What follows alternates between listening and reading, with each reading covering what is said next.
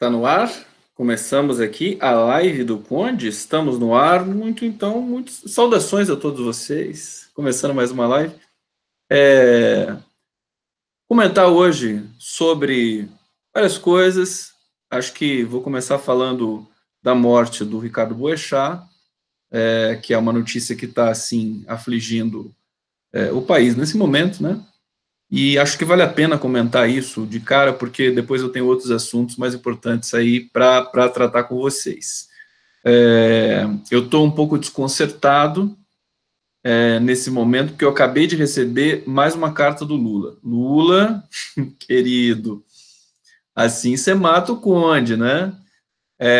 O Lula escreveu uma carta para mim que vou te contar, eu vou comentar aqui com vocês. E, enfim, eu fico muito feliz, evidentemente, fico muito emocionado e dá um sentimento também, né? Quando a gente está assim em comunicação com essa figura tão importante para a vida da gente, desde, enfim, a mais tenra infância, politicamente sempre presente na nossa vida. Numa situação dessa agora, uma prisão, eu sempre me pergunto, a gente sempre sofre um pouco junto com o Lula, que você ficar realmente limitado na sua movimentação, tem que ter muita força espiritual, muita fibra, né? E ele está tendo isso, mas a gente fica triste, a gente fica comovido, e hoje eu estou um pouco assim, fiquei um pouco chorão hoje, né? Porque é uma carta linda, eu vou ler aqui para vocês uns trechos, e realmente eu recebo, né? Tem que agradecer também o Marco Aurélio, que é o secretário do Lula, que é uma figura fantástica, sensacional. A gente não pode nem falar muito do Marco, porque justamente por causa da função que ele exerce, né? O secretário, ele deslocou toda a vida dele para Curitiba, quer dizer, um sujeito assim de uma lealdade, né? De uma lealdade, acho que é a palavra que a gente define. E o Lula também tem imenso carinho pelo Marcola, pelo Marco Aurélio. Eu também tenho, e ele acaba sendo o nosso elo, né? A via de ligação entre a comunicação do Lula com todo mundo, no Brasil inteiro, no mundo todo, né? É um marco que escaneia as cartas e tudo mais. Então tem muito afeto envolvido nisso. Eu quero dizer para vocês, assim, eu estou realmente, muito emocionado, muito comovido, até me atrapalhou um pouco aí na hora de... Estava organizando a live aqui, tudo bonitinho, né, fazendo o roteiro, aí o Marcola me manda um recado assim, pô, tem uma carta aqui para você. E aí ele me mandou, e aí, enfim, aí foi uma coisa, realmente é muito interessante. Acho que eu vou começar por ela, né? Vamos começar por ela, depois a gente fala das coisas. Ó, a carta está aqui, vou mostrar para vocês. O Lu acabou de me mandar, olha só, é uma cartona, né? Mas assim, o que ele diz é uma coisa, assim, emocionante para mim, né? Porque revela um pouco assim a minha insistência, né? Eu fui uma pessoa insistente, quer dizer, contrariei muita gente, inclusive de esquerda, né? Com a minha, enfim, dessa minha maneira de não arredar pé da defesa de um partido político e de trazer a dimensão, né, filosófica, existencial, que extrapola o próprio significado de uma agremiação política, né? Muito maior do que tudo isso para mim, o PT, né? Né? E o Lula viu a live de ontem, que justamente é sobre os 39 anos, o aniversário do PT. Então ele escreve umas coisas aqui realmente emocionantes, vou ler para vocês. Ó, querido Conde, obrigado pela aula de política. Olha só, defendendo o PT e a importância do significado do PT na política brasileira. O PT tem todos os defeitos que um partido pode ter, mas é o mais importante partido de esquerda da América Latina. Não sei quantos petistas teriam a sua coragem de defender o PT e seus governos como você. Querido Gustavo Conde, obrigado pela sua sabedoria e coragem de comprar essa briga e defender o PT quando completamos 39 anos. Gente, é lindo ler isso aqui, né? Como brasileiro e militante político, tenho orgulho de você. Obrigado, continue sendo essa figura extraordinária que você é. Parabéns por tudo e viva a imprensa independente. Lula, sem medo de ser feliz. Está aqui, tá? Eu imprimi, evidentemente, o Marco vai guardar para mim o original. Então, isso me deixa, enfim, eu acho que assim, eu comecei, isso me deixa com muito mais responsabilidade, evidentemente, né? Eu tô assim, eu preciso, agora é o Conde depois dessa carta, o Conde antes da carta, o Conde depois da carta, né? Porque é muita responsabilidade alguém como o Lula dizer isso, né? Com relação ao meu trabalho, enfim, a minha, essa insistência, né, de falar do PT com essa contundência que eu falo sempre, não abro mão disso. Acho que o PT foi muito atacado desde o seu início, então ele merece que nós o defendamos com essa certeza, com essa contundência, né? E exige muito cuidado você fazer isso, exige uma operação interna, existencial, que tem a ver, inclusive, com seus círculos de amizade, com a vida que você leva, com o trabalho que você faz. Eu não tenho problema em dizer que eu perdi trabalhos em função da minha posição política, né?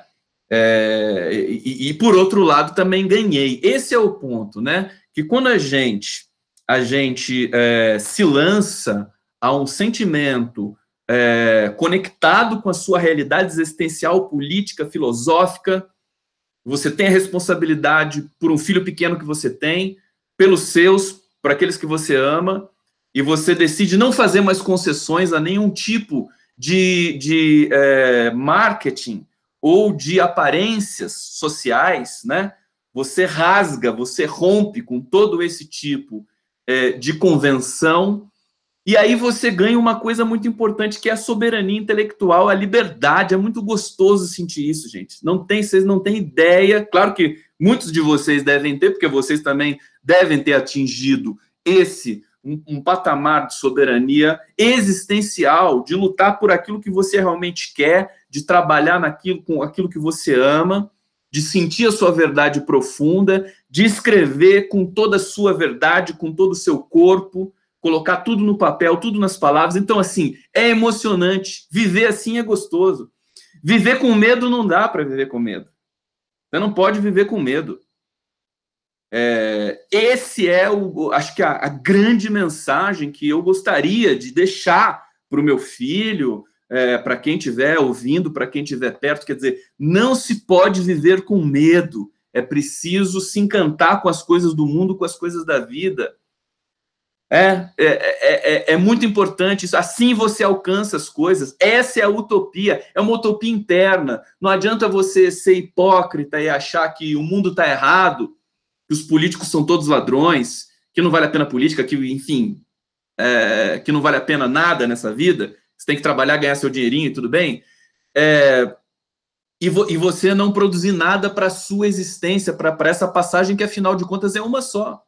Hoje a gente está aflito e consternado com a morte de um jornalista que, enfim, conhecido da cena pública, jornalística, profissional brasileira, toda noite, né, dentro da casa das pessoas, apresentando jornal, na rádio e tudo mais. Então, mexe um pouco com a nossa percepção da finitude do espírito, da alma, do corpo. Então, mas eu quero dizer para vocês que muita gente morre no Brasil o tempo todo dia, e de maneira violenta também. Então, esse sentimento que hoje pode chegar em todos vocês em função da morte do Ricardo Boechat, que nós temos de lamentar, evidentemente, sem nenhum tipo de hipocrisia, e eu quero falar disso depois com vocês,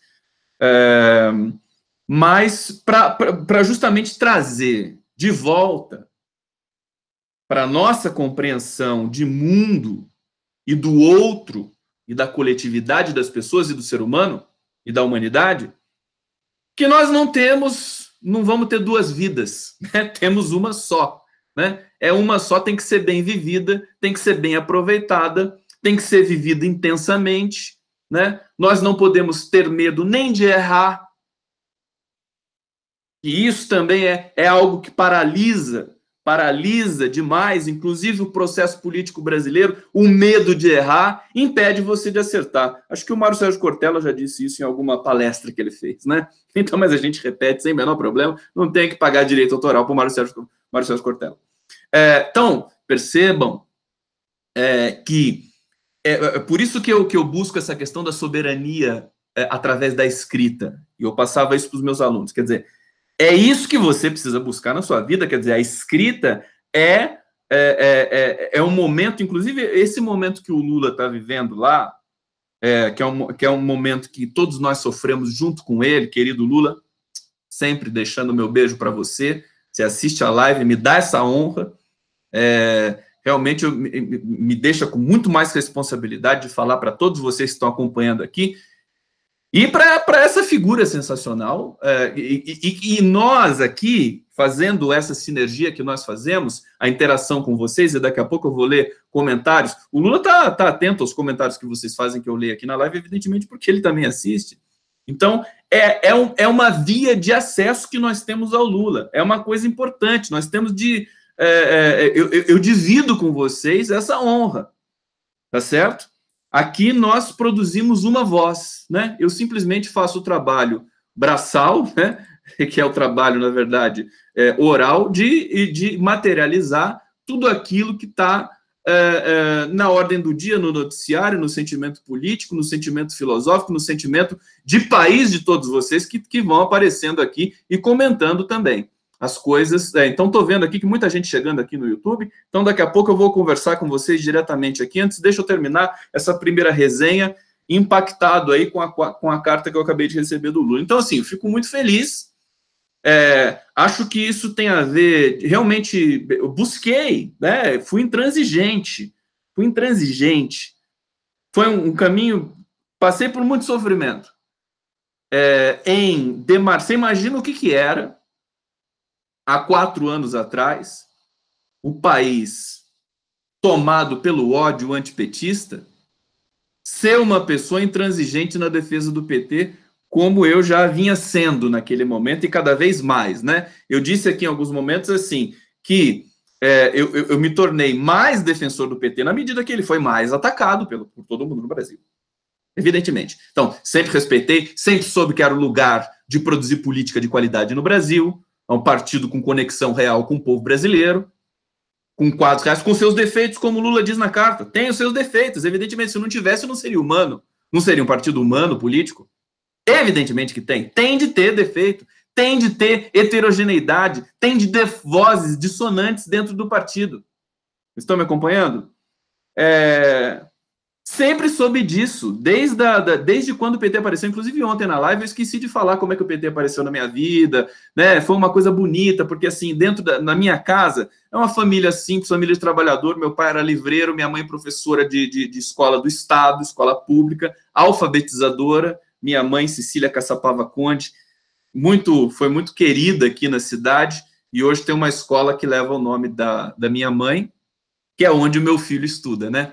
Meu filho Pedro Conde estuda na Cecília Caçapava Conde, a escola leva o nome da minha mãe, super orgulho, super legal, a escola é muito boa, é uma escola privada, enfim, e tem enfim, as suas particularidades, né? E a gente busca sempre dar a melhor educação para o nosso filho e tudo mais. E ele tem lá, ele está desde 9 meses, né? Ele entrou lá no maternal e tal, então super orgulho, super bonito tudo isso. Tem a foto da minha mãe lá na fachada da escola, super legal. Uma hora eu mostro para vocês essa história toda, né? Então,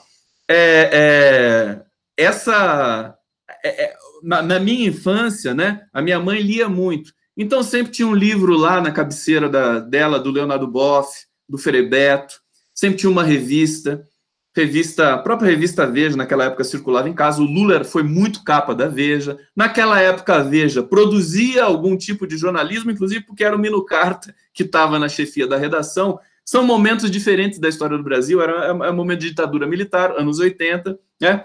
Então, eu vivi isso muito intensamente, e dentro da minha casa, que era uma casa que tinha mais 3 irmãos, estávamos todos lá, eu era o caçula, e eu fui jogado no discurso da política muito fortemente desde pequenininho, por isso que eu adoro política.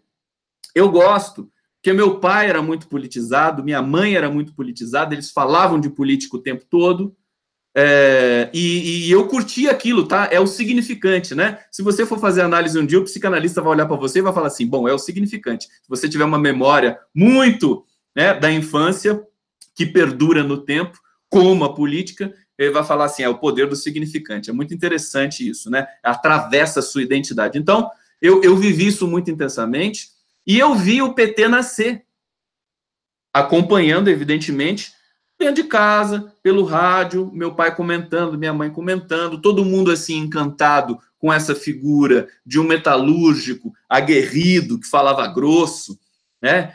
E que era destaque na imprensa nacional inteira o tempo todo e também até no exterior, um cara que chamava atenção, que encarnava a esperança da redemocratização brasileira. O Lula é a grande encarnação da esperança pós-ditadura militar. Não tem ninguém que possa negar esse tipo de percepção do povo brasileiro. Me lembro disso em casa, que a gente vivia aquela questão velada, né, de estar ainda numa ditadura militar, 1984, mas já com lideranças, sobretudo a do Lula, aparecendo para o país e se colocando de uma maneira muito sensacional. Por exemplo, não era simplesmente um metalúrgico. Assim, claro que era um metalúrgico, né? Mas ele estava cercado dos maiores intelectuais brasileiros daquele momento. Antônio Cândido, Sérgio Buarque de Holanda e mais outros tantos aí.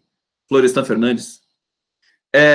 Estava cercado por todos eles. Isso chamava a atenção da classe média. Pô, quem é esse cara? Quem é esse cara que tem essa moral de atrair? Não é nem ele que ia atrás desses caras. Esses caras é que iam atrás do Lula.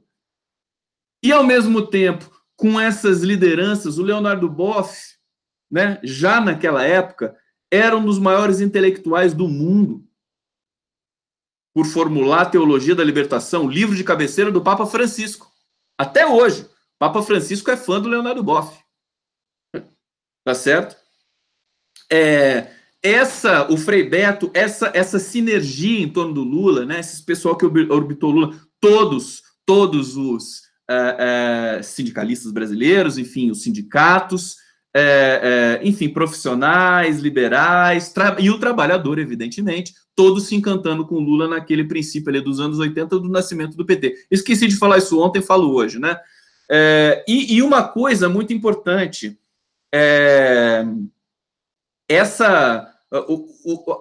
a iconografia do Lula, né? As imagens, você vê, o Stuquinho, o Ricardo Stucker, veio depois, né? Essas fotos fantásticas do Lula, e o Lula faz uma brincadeira com o Ricardo Stucker, que eu acho que é tão legal e é tão verdadeira. O Stucker também é querido amigo, né? Beijo pro Stucker. Inclusive, acho que vou pedir uma entrevista para o Stucker para a gente conversar. Vamos ver se ele cede, não sei se ele gosta desse tipo de exposição, mas a gente vai tentar.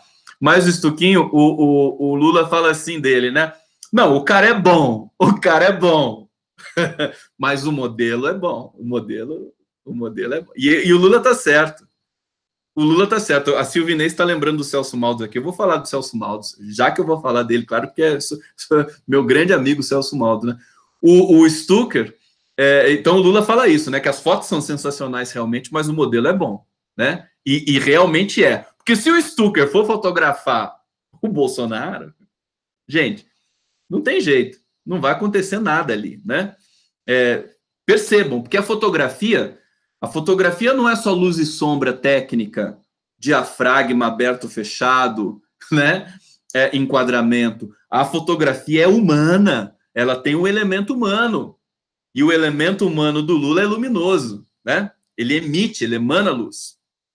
Luz simbólica, percebam? Não é uma luz material que eu estou falando aqui, é uma luz da sua história. Quando o Lula aparece, ele aparece com toda a sua história. Não é à toa que ele tem uma marca física tão eloquente como é essa questão do dedo dele, que ele perdeu trabalhando, né?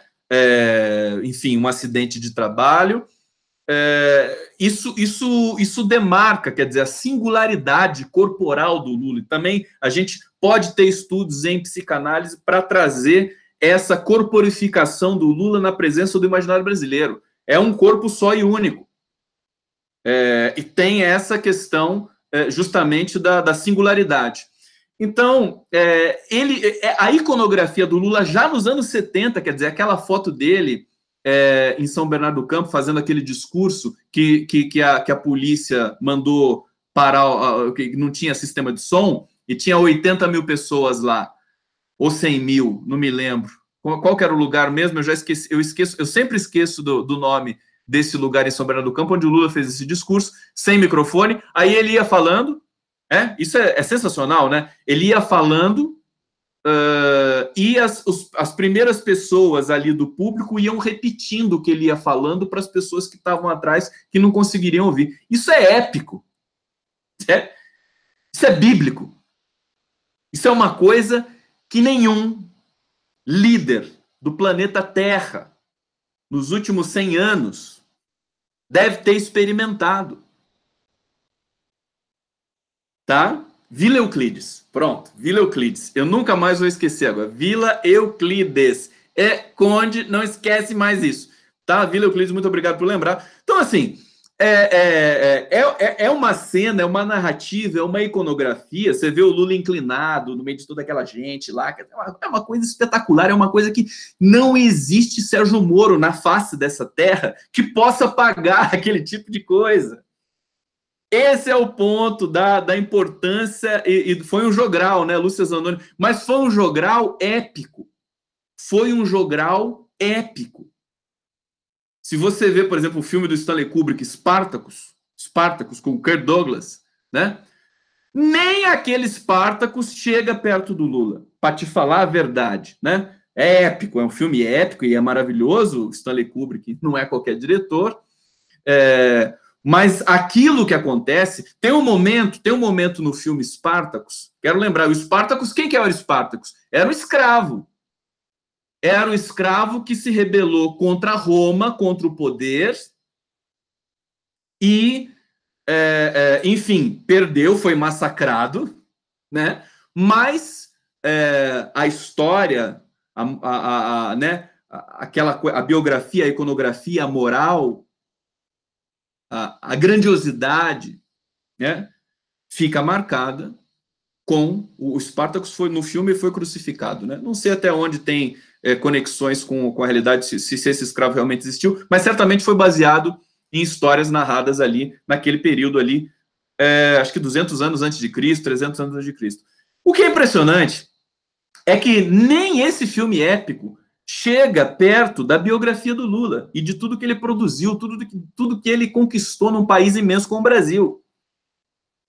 Quer dizer, o Lula bota o Spartacus para escanteio. Sem brincadeira, né? Sem brincadeira, estou dizendo isso, uma análise concreta, objetiva dos fatos. Toda a biografia do Lula é repleta desses elementos. E mais do que isso, então agora eu vou lembrar, a Silvia Inês tinha falado aqui do Celso Maltos, que é meu amigo querido. Nós temos aí uma publicação em aberto que a gente não conseguiu viabilizar ainda sobre os discursos do Lula dos anos 80, que também é outra evidência da grandiosidade do Lula. Você pega os discursos do Lula quando ele foi candidato a deputado federal em 86, ou ao governo do estado de São Paulo em 1982, enfim, e todos os discursos que ele fez na vida, porque ele passou a vida fazendo discurso, basicamente, né? São todos muito densos, são todos plenos de sentido, sofisticados. O Lula é uma pessoa absolutamente bem informada do ponto de vista da história, sabia de tudo que estava acontecendo no mundo do ponto de vista da economia, um cara que sabe falar de economia com uma linguagem simples, e não com aquele economiquez tecnocrata dos tucanos ou desses próceres aí das universidades brasileiras. O Lula, para você ter uma ideia, o Márcio Postman é um dos maiores economistas brasileiros. Ele é extremamente técnico, inclusive é um gentleman. Ele respeita o Lula profundamente, porque ele sabe que o Lula tem a noção, uma intuição construída ao longo de muitos anos, porque intuição não cai assim do espaço para você, não. Intuição você constrói. Você constrói, intuição política, sobretudo, você constrói. Deixa eu dar uma olhada aqui para ver como é que está o YouTube. Eu estou começando a me empolgar aqui, então é melhor eu dar uma atenção aqui. Como é que está a transmissão? Célia Marques dizendo aqui, você é exatamente isso que o Lula falou. Te admiro, Conde, aprendo muito com tuas lives e entrevistas. Muito obrigado, estou amando fazer entrevistas também. Deixa eu ver mais alguns comentários aqui, agradecendo todos. Isaías Duarte dizendo, Conde, me fale sobre a doutrinação do sem terrinha. Eu posso falar nisso, talvez não hoje, mas eu gosto de falar disso também. Tiara Carvalho, eu não tenho papas na língua, eu sou professor e quero o melhor para os meus alunos. Todo mundo mandando um abraço fraterno aqui. Querem dar recado para o Lula? Aproveitem. Mandem recado para o Lula aqui na minha live, que depois eu encaminho para ele. Concordo muito com você, Conde querido. Eu também não tenho medo de falar o que penso sobre qualquer coisa. E foda-se quem não gostar. Maria Arcília Guimarães, com toda a classe aqui, adoro. Adoro essa franqueza e espontaneidade. Conde, sua intensidade comove. Hoje um dia confuso e sensível. Sim. Conde, hoje passei por isso. Cleonice Costa Costa. Quem falou aquela foi a Eliana Gregolini, né? Cleonice Costa dizendo, Conde, hoje eu passei por isso em grupo aqui de WhatsApp. Fui atacada verbalmente por pensar diferente de alguns. É triste, mas não podemos nos calar. Maria Souza diz, opa, peraí que veio uma piracema aqui, não consegui pegar. Pedro Lula Cândido, Lula, nosso conselheiro. O curso do canal do Mauro Lopes com o professor Pedro Lima está sendo maravilhoso, das semelhanças. Muito bem, muito legal a lembrança aqui do Mauro Lopes. Lula é o cara, Lula conhece, Ana Martins dizendo, Lula conhece política como ninguém. Sandra Albernaz dizendo isso, Espartacus. Quem diz aqui do Espartacus? Deixa eu achar aqui, porque está piracemando aqui. Espartacus existiu sim no século I a.C., Conde. Muito obrigado, LG. Muito obrigado, então. Eu não tenho esse conhecimento historiográfico aí, então temos aqui a confirmação de que Espartacus existiu. Querido Conde, entrevista, um grande abraço, amo o Lula. João Sardinha dizendo isso. Bom, vamos voltar para a resenha sobre, então, quero falar mais um pouco de Lula, quero falar mais um pouco, então, desse momento, quero falar, por exemplo, então, da iconografia. Eu estava falando que o Lula brinca com o Stucker, né, com o Stuquinho, dizendo assim, não, o cara é excelente, fotógrafo e tudo mais, mas eu sou modelinho bom. Ele é uma baianinha arretado, bonitinho, com aquela barbinha dele. Você sabe que quando eu fui encontrar com o Lula, eu dei um óleo de barba para ele, que eu usava na minha barba, né? Falei, não, toma isso aqui para você botar na sua barba, bonitinho e tal, para ficar nos trinques, né? Foi muito afetuoso, né? Foi muito querido tudo isso, muito amor, né? Muito amor. Por isso que eu peço coraçãozinho para vocês, assim, para a gente sempre deixar claro e marcado que também a live do Conde é digressiva, tem a densidade que vocês conhecem, mas também é amor e espontaneidade. Então, por favor, o coraçãozinho para o Conde. Nos anos 80, o Celso Maldo, o Stucker era muito pequenininho ainda, né? O Stuquinho, tadinho, nos anos 80 não ia poder fotografar o Lula. Mas tinha o Celso Maldos. O Celso Maldos é que fotografava o Lula e que filmava o Lula. E ele que registrou todos esses discursos aí de 1986. Acompanhou o Lula. O Celso Maldos é muito amigo do Frei Beto. Foi apresentado para o Lula pelo Frei Beto. E o Lula que deu a primeira câmera para o Celso Maldos, que era uma Panasonic, que o sindicato tinha ganho de outro sindicato do Canadá. Naquela época, nos 80, ninguém tinha câmera, assim como tem hoje, né? Então, era raro você ter uma câmera. O Lula pegou essa câmera e falou, bom, você quer? Toma a câmera para você e você faz as imagens aí das nossas reuniões, enfim, dos discursos, dos comícios e tudo mais. O Celso Maldos, evidentemente, topou, era garoto na época, né, o Celso Maldos, e foi lá, e ele fez as imagens. O Celso Maldos, queridos, ele se transformou num dos maiores documentaristas brasileiros.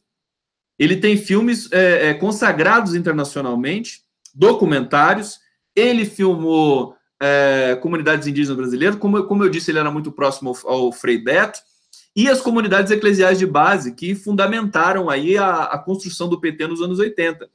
Então, ele tem muita ligação com a questão indígena, da soberania indígena. O Celso Maldos está muito preocupado, porque ele sabe o que está acontecendo agora com essa ameaça às nações indígenas no Brasil. Por esse governo absolutamente absurdo, né? Que espiona cardeais e bispos no Vaticano. Quer dizer, nós estamos num momento, assim, realmente tétrico, né, da nossa história. O mais emblemático de tudo isso é o nosso maior líder, maior inspiração política histórica que o Brasil já produziu, está dentro de uma prisão e quase que numa curva de naturalização disso. O Jacques Wagner visitou o Lula há 2 dias e falou, não, estão querendo naturalizar, não podemos deixar. Não podemos deixar. E essa carta aqui que eu acabei de receber do Lula já me deixa numa situação que eu tô ficando irritado, entendeu? Eu tenho que dizer para você assim, eu não gosto de parecer menino bom, menino moço, moço, como é que é? É bonzinho, né? Eu realmente tenho uma veia que é um pouco complicada, né? Eu tento verter tudo isso para texto, para live, mas eu não estou aguentando mais ver o Lula nessa situação. Estou ficando indignado, tô fazendo uma curva de preocupação e acho que não sei, como eu, enfim, não tenho medo, né, de produzir algum tipo de ação, talvez esteja na hora de fazer alguma coisa um pouco mais ousada em função da libertação do Lula. E eu estou realmente muito preocupado com isso, estou pensando muito nisso, e quero que vocês me ajudem a pensar nisso. O que a gente pode fazer, né? Porque as situações, o xadrez dessa soltura está muito complicado. Nós temos um poder judiciário totalmente aparelhado, totalmente comprometido. Gleisi Hoffmann e todas as lideranças do PT estão ainda buscando essa ação, com todas as cortes superiores brasileiras, mas também buscando internacionalmente um tipo de desenlace para essa situação, que seja digno, que seja, inclusive, conectado à realidade, porque o Lula já falou que não troca dignidade pela liberdade, coisa que o Palocci fez, coisa que muita gente por aí fez. O Dirceu não fez. O Dirceu saiu pela competência dos advogados dele, enfim, e por outras questões. Então, eu acho, por exemplo, que o Dirceu pode ser uma... Nós temos que conversar com o Dirceu. Vou ver se o Dirceu me dá uma entrevista. Porque como é que ele conseguiu, né? Então, se o Dirceu conseguiu, o Lula tem que conseguir também, na minha opinião. E o Dirceu conseguiu com a justiça. Evidentemente, o Lula é muito mais visado que o Dirceu. O Lula é a grande, né? É o grande universo que confere soberania, liberdade, ousadia para o povo brasileiro, que ele tem que ser resguardado. Quer dizer, o Dirceu não tem toda essa, né, com todo respeito ao Dirceu, evidentemente, mas a dimensão do Lula que assusta a elite, e por isso que ele é mantido preso daquela maneira, né? De qualquer maneira, o Dirceu conseguiu a sua liberdade em função de um trabalho jurídico. Nós temos de pensar todas as possibilidades nesse momento para poder resgatar o nosso maior patrimônio, que é o nosso sinônimo de povo, que é o Lula. Acho que passou agora, nós já estamos aí no ano legislativo, hoje é fevereiro, já estamos em fevereiro de 2019, precisamos acelerar o passo histórico, porque assim, a história ela já está escrita. Lula consagrado no mundo todo, muito provavelmente vencedor do Prêmio Nobel da Paz. O legado dele só aumenta o contraste com esse desgoverno do Bolsonaro, para o mundo todo, significados do Lula. A história já está feita, já está dada, o lugar do Lula é esse que vocês sabem, uma das personalidades da história da humanidade, tá? E agora, eu acho que nós precisamos acelerar isso. Essa é a função que nós temos de ter, política e histórica. Nós temos que acelerar o processo histórico. Nós não podemos mais deixar esse processo histórico em paralisia. Nós temos de tirá-lo da paralisia. Bom, eu só quero complementar, então, sobre o Celso Maldos. Ele gravou, filmou o Lula, tem imagens inéditas, tem discursos inéditos, eu tive acesso a alguns desses discursos. E essa iconografia do Lula é absolutamente... Você não tem como confrontar isso, não existe Sérgio Moro. Tem uma cena no Spartacus, do Stanley Kubrick, que eu assisto filme bom, eu assisto várias vezes, né? Stanley Kubrick, tá tendo um incêndio no Bangu agora, 3 feridos. O pessoal tá me dizendo aqui de algumas coisas que estão acontecendo agora no Brasil. Bom, daqui a pouco eu faço mais uma rodada de leitura aqui no YouTube. Antes, vamos lá, deixa eu tentar complementar essa pequena cena, vocês vão gostar disso que eu vou falar agora para vocês, né? No filme do Stanley Kubrick, Spartacus, tem uma cena final, não vou dar spoiler, mas é uma questão mais formal do que de conteúdo do filme, né? Quem faz o Crassus, acho que é o Crassus, é o Laurence Olivier, que é um dos maiores atores da história, né? Laurence Olivier e o Kirk Douglas. Tem uma cena em que o Spartacus tá diante tá para ser crucificado e o Crassus tá na frente dele. Acho que o nome dele é Crassus, eu não me lembro. Parou alguma coisa, acho que deu algum probleminha no Face. Acontece, é normal. Daqui a pouco volta. E aí, o Crassus quer a atenção do Spartacus. O Spartacus não dá bola para ele. E aí ele tem um ataque histérico. Ele dá um tapa na cara do Spartacus, mas assim, no ataque histérico. Eu vejo o Sérgio Moro ali, tá? Sempre que vocês virem essa cena, vão ver a cena do Spartacus. No YouTube deve ter, né? O Laurence Olivier dá um tapa e dá um grito histérico, assim. Eu acho que é o Sérgio Moro. Tem outra cena naquele filme, tem outra cena no Spartacus, que também lembra muito a questão do Lula. Tem uma hora que as guardas romanas encurralam e derrotam o exército de escravos, ali liderado pelo Spartacus, só que eles não sabem quem é o Spartacus. Não sabem como é que é a cara dele. Então, mas sabe que ele está ali, né? E aí você tem aquele monte de escravos ali que foram derrotados, que estão ali, né, numa zona de guerra, muitos mortos e tudo mais. E aí o guarda romano pergunta assim: quem é Spartacus? Eu quero saber quem é Spartacus. E aí o Kirk Douglas faz o Spartacus, ele vai se anunciar, né? Ele vai falar assim: sou eu aqui, né? Só que daí o povo não deixa. Os outros escravos não deixam. Aí levanta o cara e fala assim: eu sou Spartacus.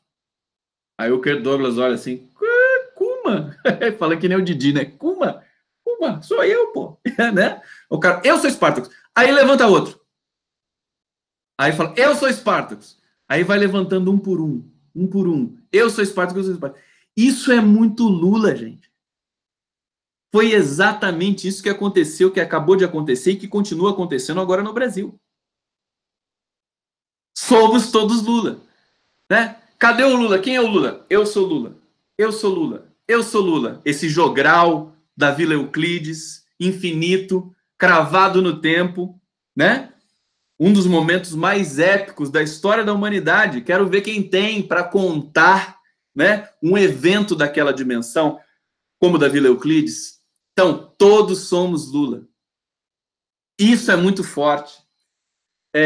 E aí, para fechar essa resenha que tomou aí mais da metade da nossa live, quero dizer que nesse campo progressista brasileiro, que é o campo que resistiu à ditadura militar bravamente, Dilma Rousseff, José Genuíno, Zé Dirceu, enfim, todos que foram mortos também, o Rubens Paiva,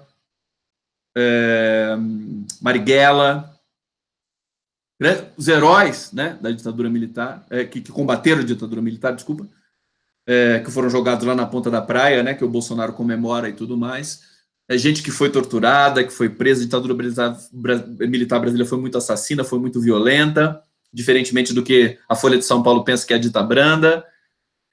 Eles resistiram. E o que é mais difícil, insuportável para essa nossa elite, para essa classe média que se acha, né? E que não é nada disso, que são só trabalhadores, mas eles acham que são donos dos meios de produção, se a gente pensar na teoria marxista, e não são nada disso, evidentemente. Estão pagando agora por todos os erros que eles fizeram, né? Tem gente que fica lá, né, se autoflagelando da esquerda, mas quem está pagando pelos erros moralmente, espiritualmente, materialmente é a classe média. Eles é que estão sofrendo nesse momento, inclusive uma dor que é muito, muito lancinante, que é a dor moral.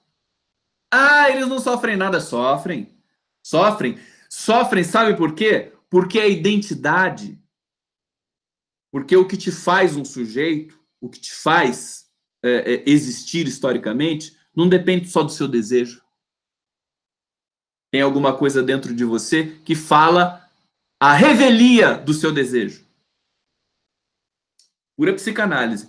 Então você pode ter certeza que a classe média nesse momento está sofrendo internamente, sabendo, tendo consciência ou não disso, de todo o processo de desumanização a que eles foram submetidos, junto com todo o povo brasileiro, por uma pistolagem ideológica sem precedente que levou o Brasil a ser atropelado por um caminhão. Esse é o título da nossa live, né? O Brasil foi atropelado por um caminhão. O Brasil dos sonhos, o Brasil da democracia, o Brasil republicano, que respeitava as instituições, o Brasil do PT, o Brasil do Lula e da Dilma, ele estava num voo super bonito,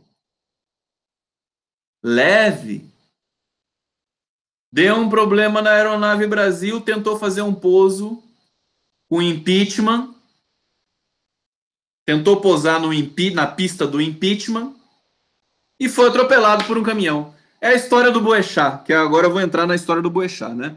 Foi atropelado por um caminhão Brasil. O caminhão do golpe, o caminhão do Temer, o caminhão do PSDB, o caminhão dos maus perdedores e o caminhão infame, violento, raivoso, balbuciante do Bolsonaro e do bolsonarismo. Vamos lá para o YouTube, deixa eu ver como é que tá essas coisas aqui. Ó, muitos comentários longos que eu adoro, hein? Eu gosto dos comentários que são legais. Tururu, tururu, tururu. Vamos ler alguns aqui.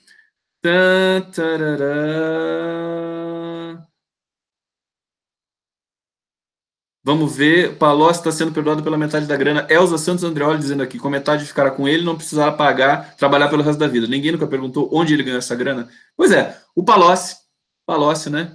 Infelizmente, é aquela história, né? PT tem defeitos, o Palocci é um desses defeitos do PT. É muito fácil falar depois, né? É porque o Palocci, evidentemente, ele não teve força moral, espiritual, para aguentar o assédio da Lava Jato. Ontem mesmo, o Ministério Público Federal, a Procuradoria-Geral da República, a PGR, disse que a delação do Palocci é imprestável. Imprestável, não tem nada que possa se comprovar ali. Você sabe que o Palocci apresentou uma proposta de delação para o Ministério Público recusou. Essa delação dele, que o Moro vazou para interferir nas eleições, foi feita para a Polícia Federal. Tá? Bom, vocês estão conseguindo me ver no Facebook ainda? Porque deu um probleminha aqui. Spartacus tem roteiro de Trumbo. O Dalton Trumbo, exatamente, sob o pseudônimo que ele era comunista, foi perseguido pelo macartismo e o Kirk Douglas foi resgatá-lo. Muito bem lembrado, live do Conde, a cultura na veia, Pedro Lima. Exatamente. Tem uma coisa que eu quero falar para vocês aqui, né? Já que o Pedro Lima fez essa conversa, falou do Dalton Trumbo aqui, essa live do Conde, a gente tem, o espaço nosso é muito especial, gente, porque assim, tem uma coisa que eu prezo demais, é a inteligência do meu interlocutor, né? Eu me nego a infantilizar o público e nem chamo de público. Vocês, para mim, são interlocutores. Não quero chamar de leitor, de internauta. A gente chama de internauta às vezes, mas vocês são interlocutores. Vocês estão aqui ativamente. Mesmo que a gente não interaja concretamente, as interações vão acontecendo porque eu sei de relatos. Vocês me dizem muitas coisas depois, seja por e-mail, seja por inbox, seja pelos próprios comentários. Pô, comecei a pensar, você começou a falar uma coisa, pensei nisso aqui. É muito rico o que acontece daqui, o que brota desse espaço que a gente tem aqui diariamente, que é a live do Conde.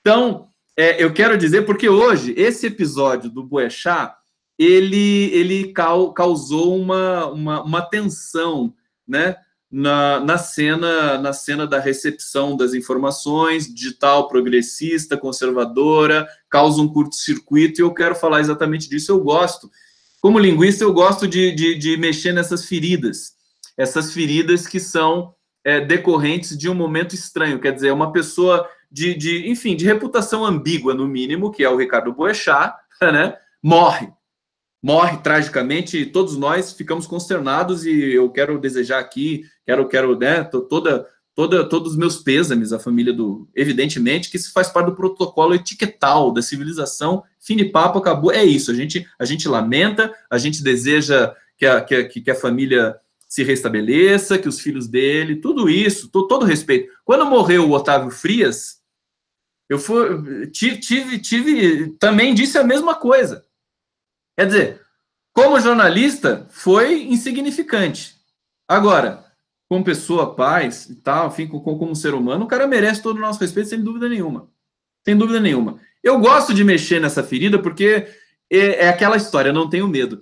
Não tenho medo nem do auditório, nem de ser rechaçado eventualmente. E, na verdade, não fui. Eu postei em redes sociais. Algumas pessoas ficaram contrariadas com a minha posição mais crítica com relação a você trazer o Ricardo Boechat para um panteão da santidade, né? O maior jornalista do planeta Terra, né? Agora que morreu, todo mundo vai lá e fala, não é assim, não é assim. E aí eu fiz questão de entrar nessa discussão, porque eu gosto da faísca, eu gosto da fricção, eu gosto dessa coisa polêmica e ajuda a explicar muitas coisas. Então, como linguista, eu tenho de dizer isso para vocês, eu sou analista de discurso.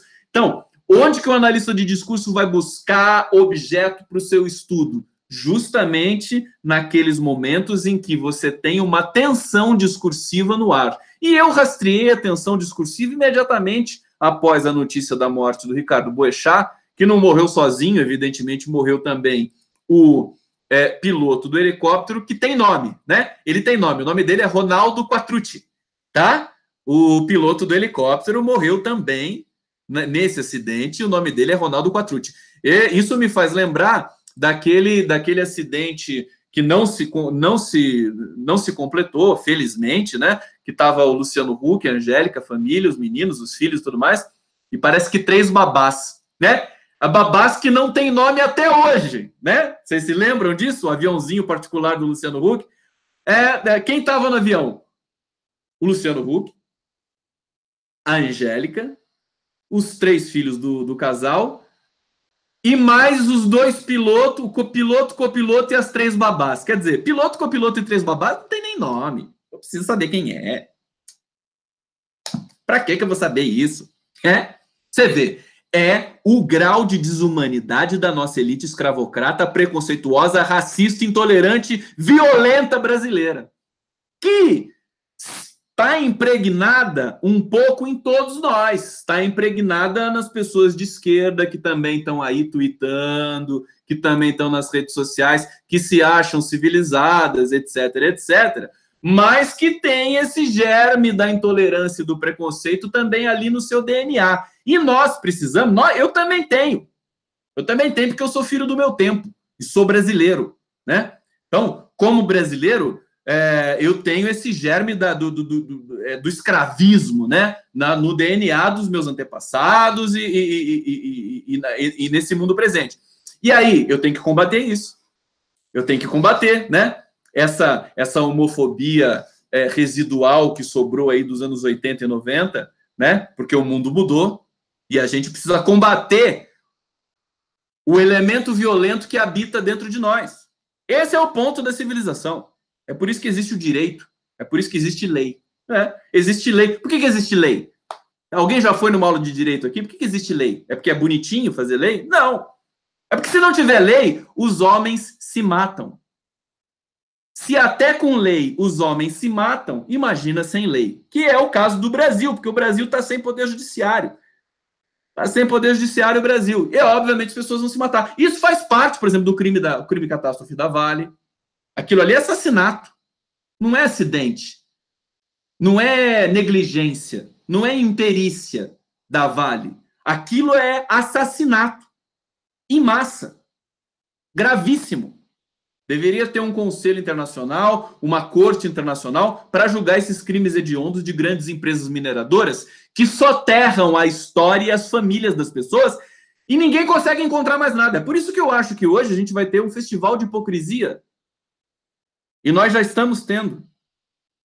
Em todas as homes dos jornais, falando de Ricardo Boechat o tempo todo. Não, é o maior jornalista da humanidade, não sei o quê e tal. Não, ele era um cara fantástico, ganhou o prêmio ESSO, e todo mundo vai lá e faz aquele panegírico, né? Panegírico, o nome disso é panegírico, né? O cara morreu, vai lá e a pessoa começa a elogiar sem parar, é uma overdose. Então, eu acho que respeitar a memória de alguém que morre não é fazer essa hipocrisia vagabunda que a imprensa brasileira gosta de fazer. Jogar para a plateia e parecer uma pessoa boazinha e civilizada só quando morre uma personalidade que fatalmente é uma personalidade do campo dele. Eu não sou hipócrita, não. Tá certo? Já disse aqui, respeito a família, tá? Ricardo Boechat. Eu escutava muito Ricardo Boechat. Eu acho ele, enfim, péssimo por várias razões, como jornalista, mas gostava, por exemplo, da dupla que ele fazia com o Zé Simão. Deve estar sofrendo agora, porque o Zé Simão é um cara muito legal e a química dele com o Boechat era muito interessante. Eu escutava os caras. Então, nós não podemos ser, nós somos heterogêneos, tá? Tudo é muito difuso. Então, assim, você não pode gostar, você não pode detestar 100% uma pessoa e nem gostar 100% de outra pessoa, de uma referência, de um profissional, de um filósofo, de um autor. Não é assim que funcionam as coisas. Claro que no mundo do discurso, nós temos essa pressão para afunilar o sentido e sermos radicais.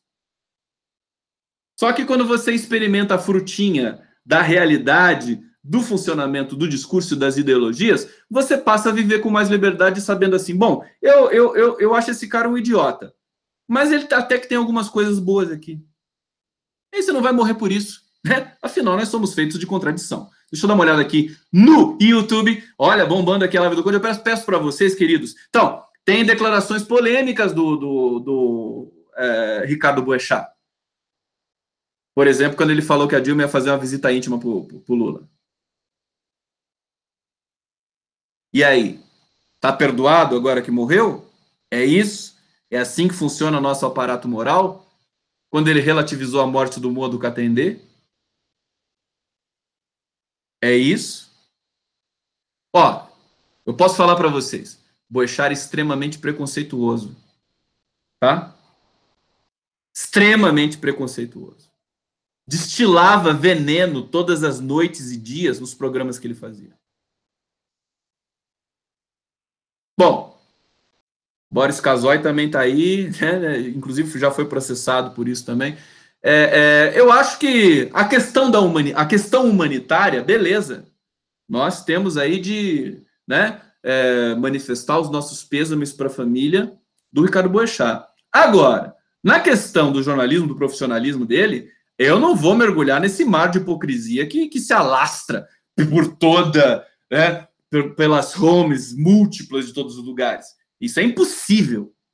É impossível. Inclusive, eu acho que é muito mais respeitoso você não ser condescendente com alguém que se despede da vida, bem ou mal, fazendo o seu trabalho, do que ficar falando hipocritamente só das coisas bonitinhas que ele desenvolveu, que ele fez na vida. Para mim não faz o menor sentido. Tanto mais respeito você tem por um profissional como o Ricardo Boechat, se você demarcar e apontar as contradições que foram aí presentes na vida dele, enquanto jornalista. Não tem problema nenhum isso. Acho que estava na hora da gente fazer essa curva e virar essa página, né? Essa página infame da hipocrisia coletiva, que inclusive ataca as pessoas que são de direita e esquerda. As pessoas aproveitam a morte do Boechat para se parecerem boazinhas, para se parecerem equilibradas. Não é assim, cara, que a cara pálida, que a vida funciona. Né? É preciso ter caráter até nesse momento.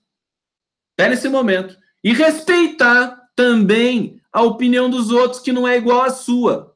E parar de patrulhar as pessoas. Ah, você não pode falar isso do Ricardo Boechat. Posso falar. As pessoas podem falar. Inclusive, por exemplo, no meu caso, eu fiz algumas postagens, mas eu não falei assim, cara, você tinha que morrer. É óbvio que eu não falei isso. Mas muita gente leu isso nos meus posts. Por quê? Interpretação de quinta categoria. Né? Não consegue ver as sutilezas do enunciado que eu estava ali querendo trabalhar. Eu estava querendo trabalhar uma questão de costumes. Né? Dessa questão de que quando morre alguém, né, uma celebridade, as pessoas se movimentam e tudo mais, mas quando morre 300 pessoas sufocadas pela lama tóxica de uma vale, você vai lá, fica um dia falando e depois esquece. O povo de Brumadinho já está desassistido. Ninguém mais quer saber. O líder lá do movimento dos moradores de Brumadinho já falou: governo federal vem aqui para dar entrevista e vai embora. Agora nem isso mais está fazendo. Tá? Aproveitou a catástrofe do Brumadinho para fazer marketing internacional com o exército israelense, uma coisa nojenta. Uma despesa de energia e de dinheiro do governo israelense. Vieram para cá, foram embora, não tinha nada que fazer.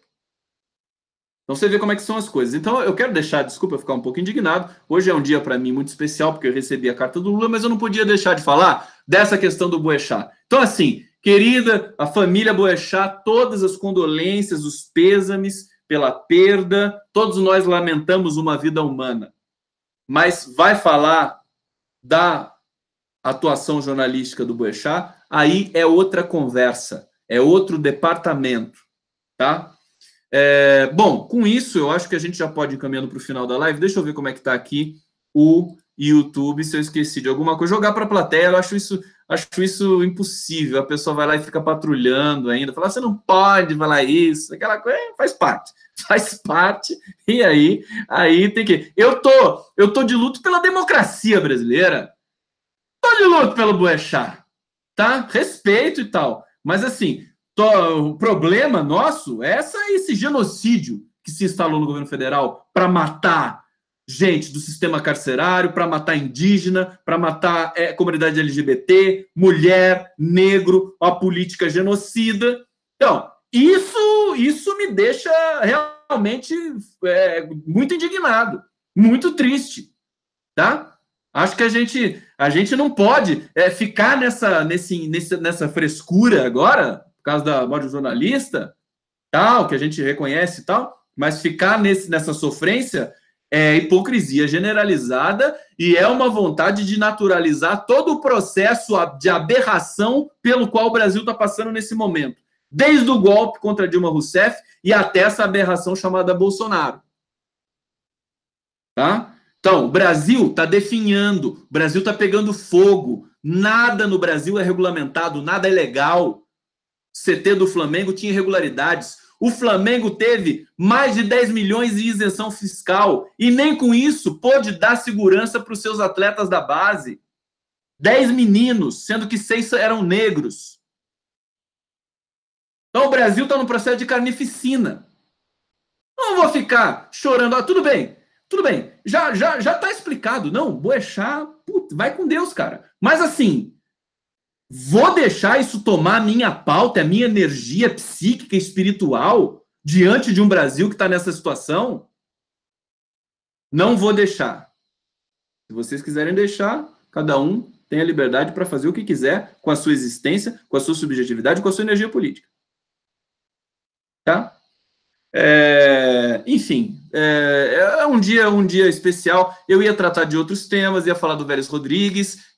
O MEC está totalmente paralisado porque ele não tem absolutamente noção do que fazer com um ministério tão complexo como é o Ministério da Educação. Esse é um tema importante. Outros temas aqui que eu vou deixando para a próxima live que a gente pode tratar. Um tema muito importante é justamente a volta do Haddad como grande protagonista aí da oposição. Vai voltar a fazer as caravanas. Ele tá investido agora de uma função também de coordenar um núcleo de políticas, de observar e monitorar tudo que o governo está fazendo. É quase como se fosse um ensaio de um governo paralelo. Então, é bom a gente acompanhar esse momento, porque eu acho que agora vai pegar no breu o trabalho da oposição. Acho que o bolsonarismo está extremamente fragilizado de todos os sentidos. Acho que não vão conseguir aprovar reforma nenhuma. Acho que o Congresso Nacional vai pegar fogo no bom sentido. Então, nós temos de lutar por isso também. Nós temos de pressionar o Congresso, como cidadãos eleitores que nós somos, para poder produzir um país um pouco melhor. Nem ninguém solta a mão de ninguém, nem o pé. Nem o pé de ninguém a gente pode soltar mais, né? para poder produzir um país, para poder reconstruir um país que foi totalmente devastado por pessoas odientas e odiosas, por pessoas raivosas, por pessoas sem perspectiva de vida, sem perspectiva de futuro, sem perspectiva intelectual. Esse pessoal que era do PSDB e que agora migrou para um bolsonarismo difuso e nazista que tomou conta do Brasil. Então nós vamos lutar contra isso. Não duvidem que nós vamos vencer essa batalha também. Tudo bem? Então, com essa mensagem, eu termino essa live de Conde, dessa live do Conde desse dia. Tô cansado, né? Tô até trocando as palavras aqui, agradecendo muito a presença de vocês, pedindo para vocês se inscreverem no meu canal. Tá chegando quase 8 mil inscritos já. É a força do Lula, né? O Lula curtiu o canal, aí o canal vai para frente, né? É aquela coisa, né? Crescimento total, agradeço, peço para vocês divulgarem e durante a semana teremos entrevistas interessantes aí para dividir com vocês. Um beijo muito grande e até a próxima live. Valeu!